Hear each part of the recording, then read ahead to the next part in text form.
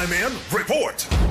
Gipahunong ni Lapu-Lapu City Mayor John Ardahong Chan ang tanang pipe-laying project sa Metropolitan Cebu Water District kun MCWD hangtod nga mahibalik sa saktong kahimtang angdan sa Barangay Maribagong nga naapektuhan silang pagpangkaw. Matod ni Chan, naapil sa temporaryong pagpahunong ang proyekto sa Barangay Babag. Wa nila mahibalik og tarong angdan gikan sa Bagong Bayan padung sa Barangay Mactan. Hangtod karon, bati kaayo ang kahimtang sa gipangkaw sa MCWD. Gipasalig niya nga di sila mag-issue og permit sa MCWD alang sa excavation works hangtod nga mahibalik ang Maribagong Road. Miscommunication usab ang nahitabo kung diin gipahunong kuno ang tanang drainage excavation project sa syudad aron malikayan ang traffic. Apan, nagpadayon gihapon ang drainage project sa Department of Public Works and Highways kun DPWH sa Kanhula ug Bangkal apan ang way otorisadong MCWD pipelaying sa drainage lines ang gipahunong. Gipasabot niya nga wa na apektuhan ang supply sa tubig sa Lapu-Lapu tungod kay ang mga proyekto sa MCWD alang lang sa dugang pipeline.